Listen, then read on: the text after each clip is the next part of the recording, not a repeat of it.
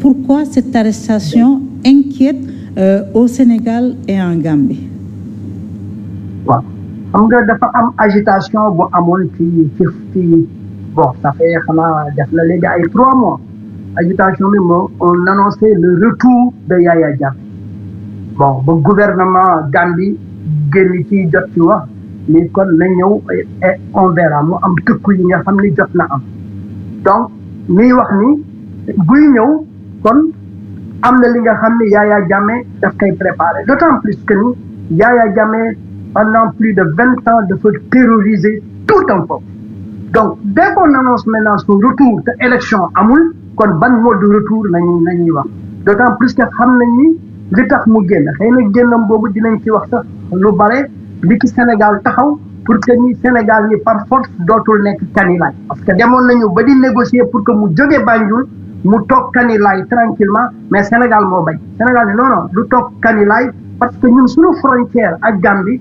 problème bi mooy forêt ay le président sortant Macky Sall ni du toog Kanilaay parce que bu toogee Kanilaay moom problème am mooy Casamance la rébellion d'autant plus que Yaya Jammeh dañ ko doon accuser lu bare ci support bu mu doon indil rébellion bon léegi nag bu ñu ko annoncé ne retouram te élection amul bon la Gambie les autorités gambiennes commencé à s'inquiéter affaire bi nekk na un grand bruit mu am un certain Sana Mandiang maintenant Sana ñëpp xamoon nañ ci jungulaay la bokk te aussi que ni ñi ci bare nee nañu le sale boulot moom moo ko doon def en tout cas les rapports l'ont dit avec ñi ci bare ñi nga xam ni wax nañu ci procès bi rôle bi nga xam ni Sana joué na ko donc depuis 2017 li ngi wër Sana mais Sana avec le régime de Macky Sall c'est là où j'ai un problème avec le régime de Macky Sall qui était le soutien de Adama Barrow pour stabiliser la zone du sud mais ndegam depuis 2017 que Macky Sall nekk au pouvoir mais pendant tout ce temps-là nan la waa ji mën a nekk biir Casamance selon des sources gambiennes ñoom ñi ngi naan moo en fait dafa ñëw Casamance mais nekk fa woon période bi yëpp fan la nekkoon donc loolu commencé woon di troubler en fait la communauté gambienne waa ji toog ba saag ñëw ci zone Casamance bi ba tey jii ñu jàpp ko mu tombé encore coup d'état am Guinée-Bissau Yaya Jammeh mu doon annoncé loolu ak te biñ koy jàpp lu ko moom rek dañ ko jàpp avec effectivement comme l'a dit le communiqué comme avec des mercenaires yan ñooy mercenaires yooyu là après on verra parce que de toute façon est que nee nañu benn opération mixte armée sénégalaise ak armée gambienne ñoo ko jàpp communiqué officiel bi loolu la wax bu Gambie donc à un moment donné donc armée Gambie bi dugg si nañu Sénégal wala travailler nañu daal avec l'armée sénégalaise pour arrêter le gars donc kooku ça fait peur léegi bu fekkee ni te Sana Mandiang un fidèle de Yaya Jammeh jàpp nañ ko foofu et aussi pour extrader ko ça commence à prendre du temps avec les rumeurs qui passaient maintenant en Gambie et voilà pourquoi on a assisté à l'arrivée de Adama Barrow à Dakar certes ni ngi naan bon dafa ñëw ñenn ñi ngi wax dafa ñëw pour commémoration de ce qui s'est passé aujourd'hui à Dakar avec Thiaroye 44 mais sur le conseil des ministres du Sénégal amul benn instant bu nu waxee ni président Gambie dafay ñëw assister kii bon lu ma gisul ma te ci conseil des ministres Gambie amul fenn aussi fu nu annoncé que ni Adama Barrow dina dem Sénégal donc en fait en réalité loolu moo ko gën a poussé mu ñëw Dakar si c'était juste pour ñëw ci commémoration bi il pouvait quitter Banjul le même jour pour être à Dakar. mais de toute façon waroon na ñëw ci commémoration 81e anniversaire bu Thiaroye 44 ban impératif moo nekk derrière ce débarquement en express dans la capitale sénégalaise l'arrestation de Sana Mandiang ban enjeu la am ci diggante ñaari réew yi ak sur la situation en Casamance. xam nga mooy li may wax au départ l'agitation de Yaya Jammeh dernièrement bi nga xam ne constaté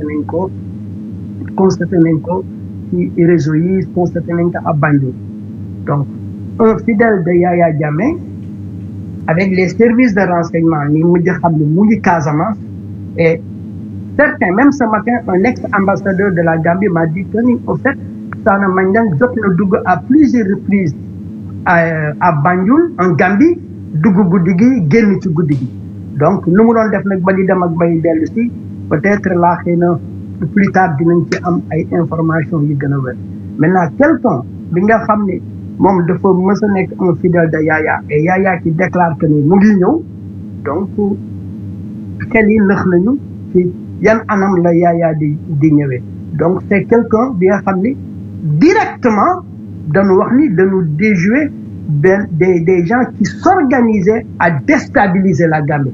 C'est le communiqué du gouvernement gambien qui dit venu des mercenaires qui ont tenté de déstabiliser la Gambie à partir d'un pays voisin. Et là, on a assisté à l'arrestation de Sana Mandiang. Donc, on peut dire clairement que lolo m'a troublé les Gambiens ou les autorités gambiennes et ñëwu Adama Barrow loolu dina nekk waxtaan bu wér parce que ni jàpp nañ ko te ñoom seen communiqué bi ñu ngi doon wax ni ñu ngi arrangé wu maintenant pour mu ñëw pour ñu mën leen extrader à Banjul. Ça a tardé et voilà ce qui explique cette arrivée brusque de ces tentatives de déstabilisation, c'était à partir de la Gambie ou à partir du territoire sénégalais? À partir du territoire d'un pays voisin. Donc c'est le Sénégal là où on l'a eu. Ban part de responsabilité la ci autorités sénégalaises yi war a am ban jàngat lañ ci war a am et puis yan conséquences lañ ci mën a xaar concernant notre sécurité intérieure. waaw léegi xam nga bu nee waa ji depuis 2017 ni ñu koy wër alors que mu ngi en Casamance donc y a un problème ban zone la nekkoon ci Casamance ba depuis 2017 Gambie di ko wër avec la coopération entre les deux pays mu nekk biir Casamance.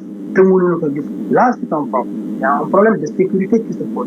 Maintenant, les fidèles de Yaya Jammeh, à chaque fois donc accusé ses relations avec les rebelles de la Casamance.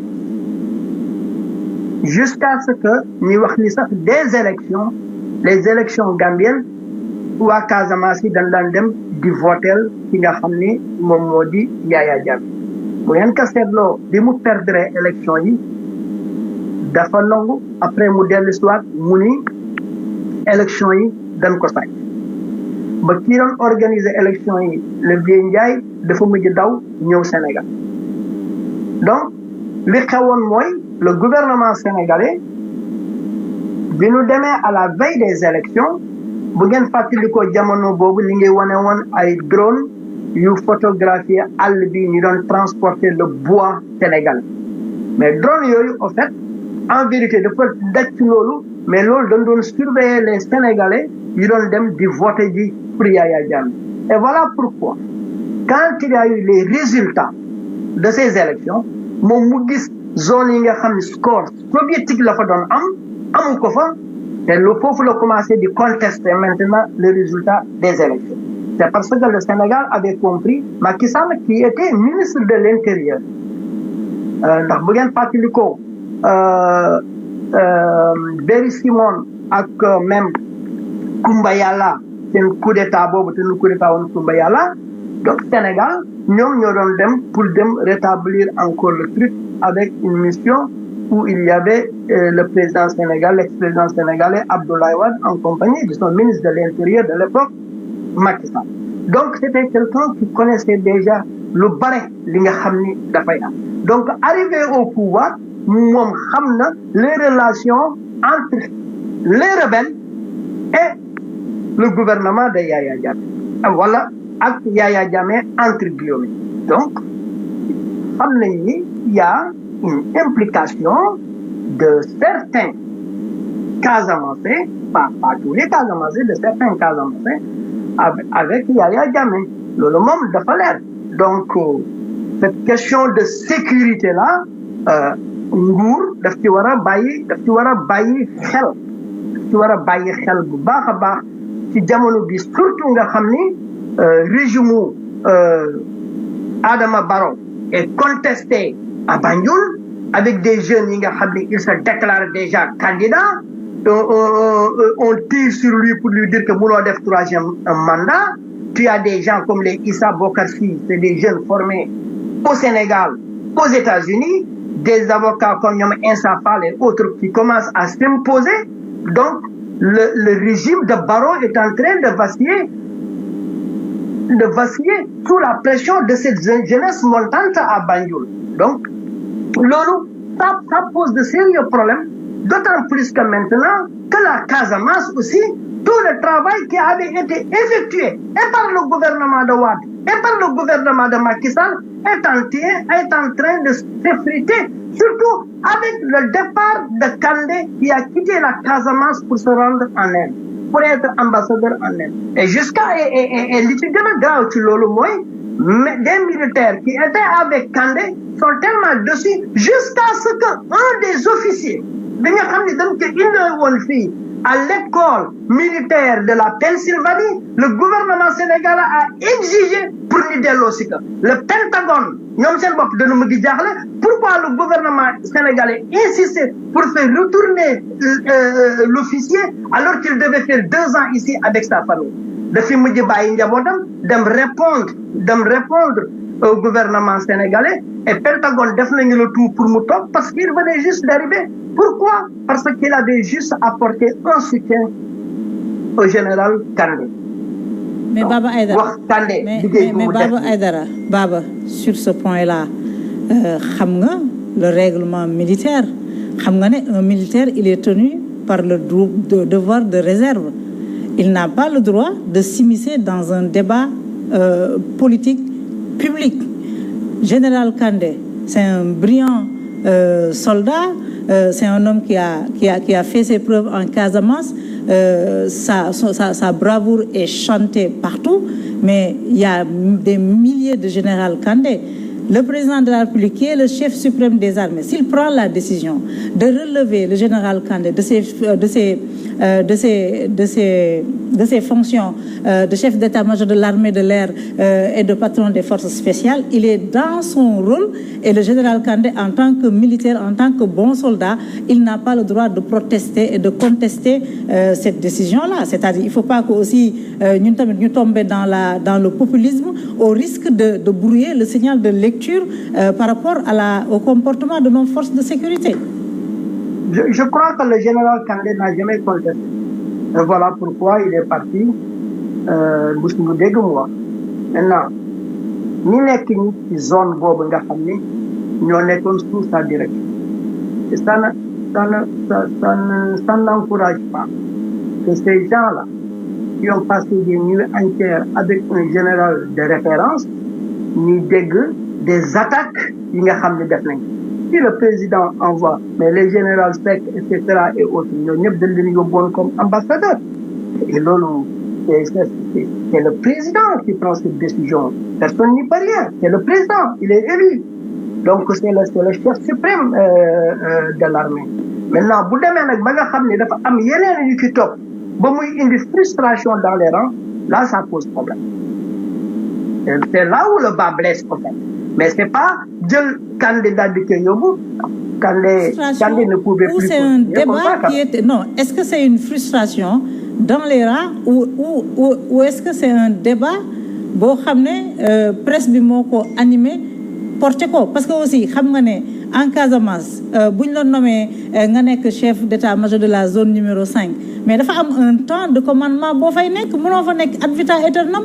Avant général Kandé il y avait un autre général Kandé est venu remplacer cette personne-là et même le délai de présence de général Kandé a été prolongé et c'était illégal peut-être mais c'était pour des raisons sécuritaires.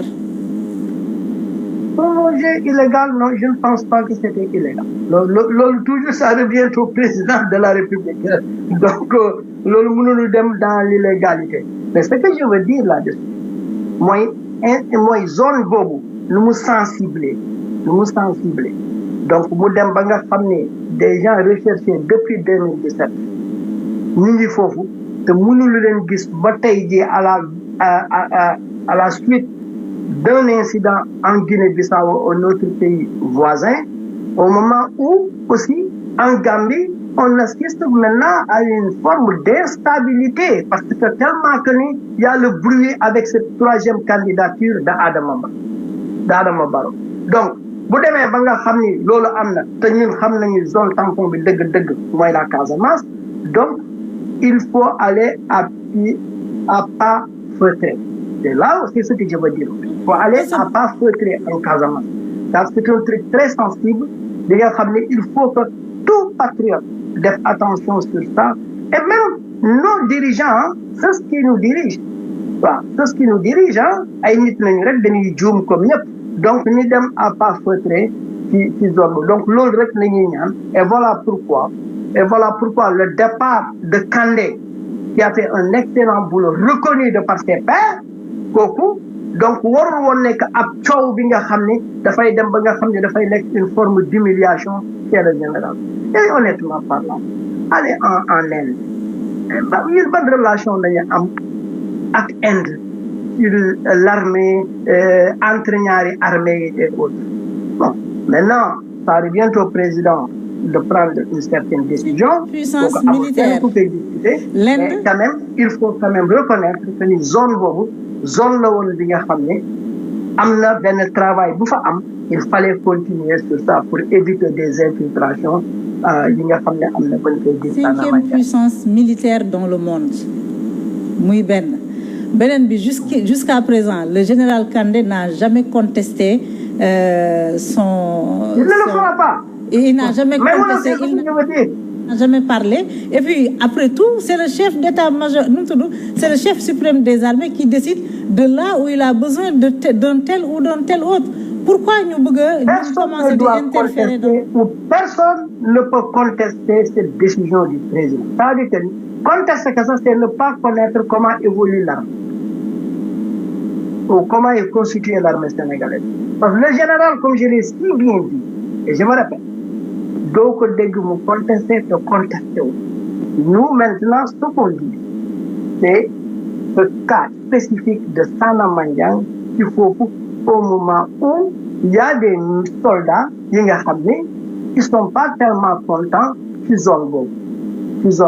Mais n'empêche que même mécontents ou pas contents, ils sont en train de faire leur boulot. Ça, c'est le salut. Heureusement, comme on a une armée vraiment soudée et très, très organisée, il n'y a pas de problème là-dessus. Et moi, depuis 2017, dans la Gambie, nek sur le territoire,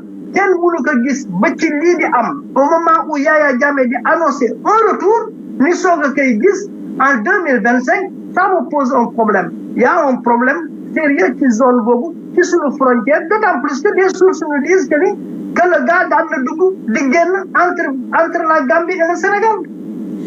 Alors, Sénégal devait contrôler la situation politique de pays voisins comme la Gambie et la Guinée-Bissau. Alors aujourd'hui, avec Adama Barrow à la tête du pays, vous l'avez dit tout à l'heure, il y a beaucoup de jeunes loups de la politique gambienne qui sont en train de se positionner et qui peuvent réclamer un très bon CV. Est-ce que rôle du Sénégal joué avec l'élection perdue de Yaya Jammeh, est-ce que le Sénégal peut continuer à surveiller le processus ou bien même se payer le luxe de placer son nom à Banjul? dafa neexul ba neexul mais Sénégal position bi mu nekk foofu mën nañu wax nag c'est pas démocratique, il y a une ingérence et autres, mais Sénégal dafa war teg bët ci dëkk yi nga xam ne ñoom ñoo ko dafa neexul ba neexul mooy dëgg. Gambie dafa nekk ci biir Sénégal, Guinée nekk zone bi nga xam ni tamit gis nañu rébellion bi nga xam ne moo gën a mag ci rébellion yi amee ci Afrique. Nañu fàttali que ñun suñu rébellion def na plus de 40 ans maintenant. Dégg donc ci rébellion yu njëkk yi am ci Afrique toog fa yàgg fa nii ci la bokk donc mu nekk li nga xam ni neexul ba neexul dañ ci war a distribuer les puissances le font hein et lii ñuy woowee tey les fonds politiques et autres mais lan la woon c'était des fonds spéciaux yi nga xam ni dañ ko joxoon nguur gi da ko doon utiliser pour xam suñu dëkkandoo yi ci lan la ñu nekk forme d'espionnage la en fait pour xam exactement suñu dëkkandoo yi ci la ñuy nekk au lendemain des indépendances et en Afrique de l'Ouest donc yooyu moom ni ko daan woowee ay fonds spéciaux dem nañu ba politiciens yi soppi lañ ko nekk na ay fonds politiques et cetera mais boo nekkee nag dëkk bi nga xam ni frontière te frontière ñaari dëkk yooyu ay àll la garab yuy dem saa waay war nga nag xoolaat war nga teg sa gët ci dëkk yooyu benn ñëpp d'accordoon nañ ni que les attaques yi rebelles yi daan def daan am ay zones yi nga xam ni fa nañ seen zone de retrait yi c'était en Casamance et c'était en Gambie et en Guinée-Bissau et ma wax la li nga xam ni tey jii ci zone yooyu ci zone yooyu ak sunu nguur yi li nga xam ne dañ ko def liggéey ci même avec nos partenaires comme des puissances comme les États-Unis d'Amérique. Est-ce que tu sais que pour faire partir Yaya Jammeh, le gouvernement de Macky Sall à l'époque dafa réussir li nga xam ni c'est rare ni réussir ko mooy d'accord loo Amérique ak Russie Nations Unies wax ci benn kàddu bu wér que ni Yaya Jammeh dafa war a dem Union africaine daal di ñëw loolu diplomatie bu dëgër moom moo koy réussir surtout ci jamono boobu Adama Barrow mi ñëw prêter serment. Moi, je connais très bien la Gambie avec un excellent travail de l'ex-ministre des Affaires étrangères, Mankeur Ndiaye. Et je vais te faire une révélation. Moi, en personne, sous recommandation d'une puissance étrangère, on m'a demandé d'aller convaincre l'ambassadeur gambien basé à Banjul pour qu'il démissionne. Et dès l'instant qu'il démissionne, aussitôt, il faut affaiblir Yaya Jammeh sur le plan international. Et l'objectif, c'était d'avoir déjà l'ambassadeur de la Gambie pour nous démissionner. Et si vous vous rappelez bien, quand Omar démissionnait de son poste d'ambassadeur en Gambie, à Washington, il ne l'a pas annoncé dans la presse gambienne. C'est parce qu'elle le défait annonce beau.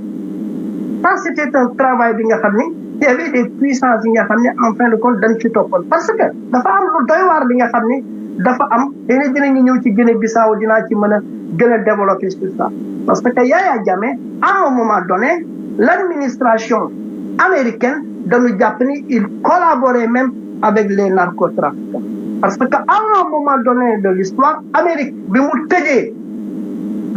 tëjee canal yi gars yi daan jaar les Colombiens yoonu Mexique bi et autres les trafiquants de drogue colombiens dañ doon jaar en haute mer bu ñu jaaree en haute mer Bissau Guinée-Bissau nañuy wàcc Guinée-Bissau noonu la bari ay îles et ces narcotrafiquants travaillaient directement avec l'ex-dictateur gambien Yaya Jammeh.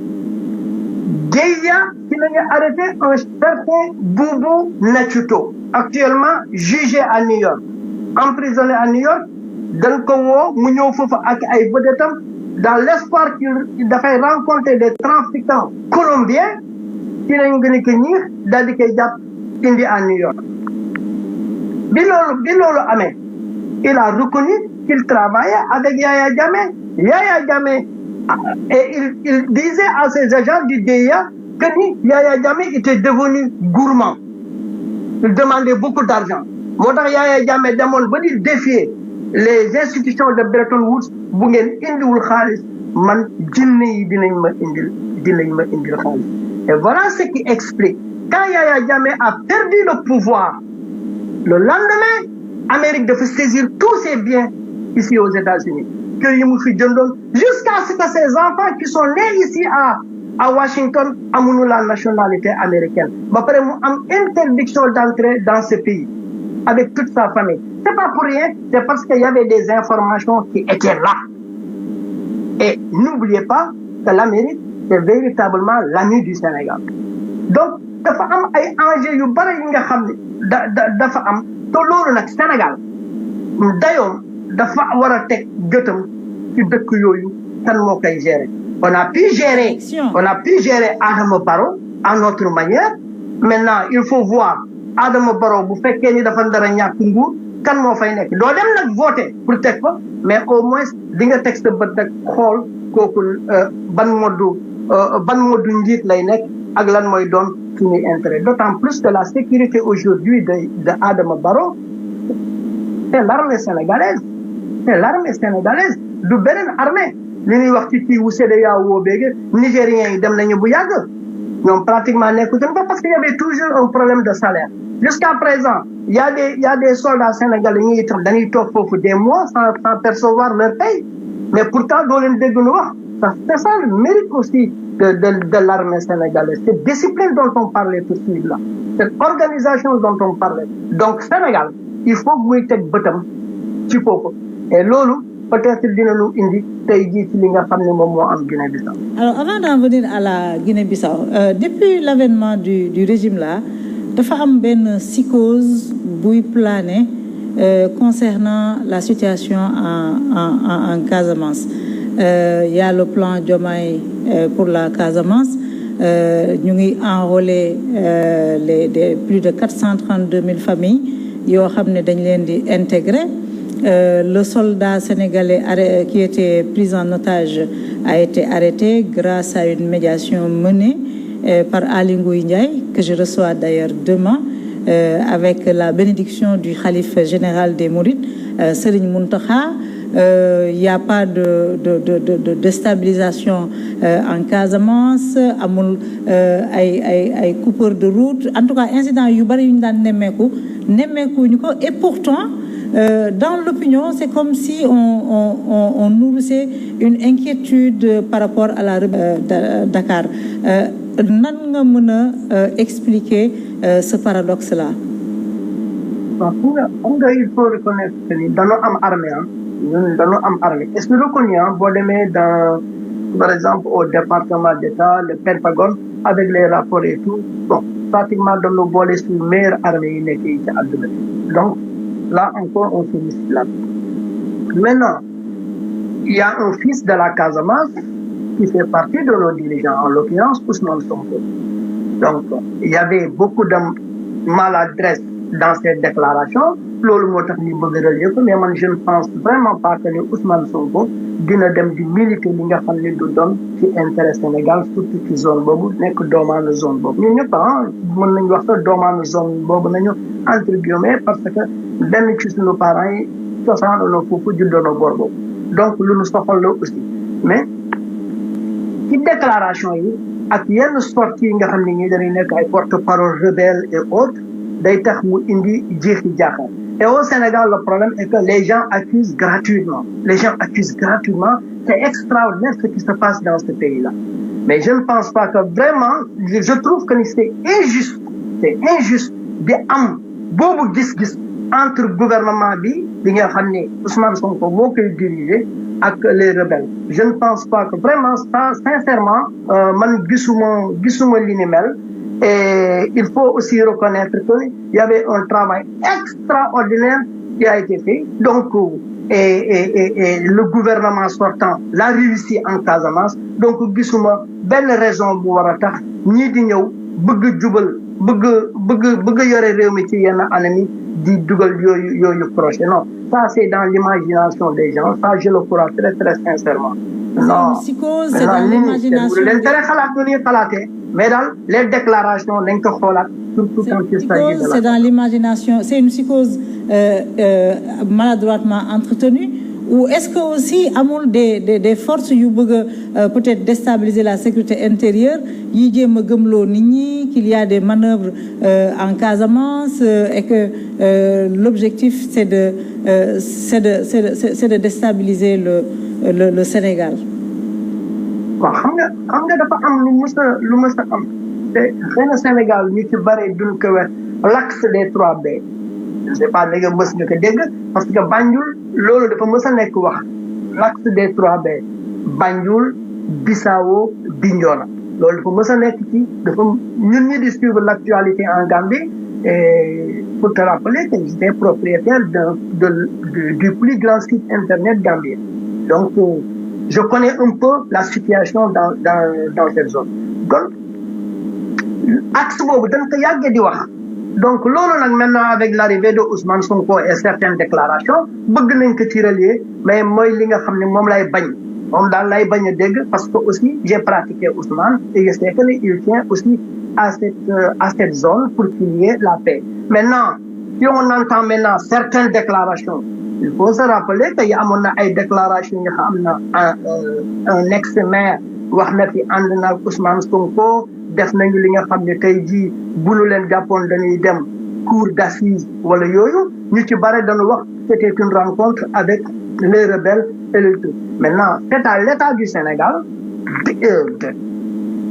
de changer la communication mu nekk une communication très très bien structurée très très bien organisée balaa loolu bëgg nekk cancer ci bopp léegi et vraiment Maïmouna zone la bi nga xam ne lu sensible la et faire de ces accusations gratuites wala di ko xalaat sax vraiment loolu moom nañ ko jéem a teg na le et que c'est la presse qui doit faire ce travail la presse doit participer day am benn moment bi nga xam ne presse bi moom moo war a nekk gardien bi au fait gis nga boo seetloo ñun fii États-Unis il y a des bu ñu waxee les questions de sécurité nationale quand on parle de national sécurité américains yi amatul foofar amatul parti bi amul républicain la amul démocrate ñëpp sont derrière le président je te donne par exemple l'exemple du 11 septembre na nga wër 11 septembre yëpp image yëpp doo gis benn cadavre américain wala benn tànk bu dagg wala benn loxo bu dagg parce que pour eux c'était une question de fierté de sécurité et il ne fallait pas humilier l'Amérique c'était le message qui venait de la Maison Blanche pour que bu kenn gis benn néewu américain que l'ennemi qui a frappé et qui avait frappé fort bañ a am lu ko neex donc je crois que ni et dans tous les secteurs ci secteurs yëpp nag surtout nous la presse que ñu jouer ci rôle d'avant-garde boobu et que cancer boobu ñu bëgg def ci bopp nit ñi ñu dindi ko et c'est très injuste même d'accuser nos dirigeants sur ce truc. En gros.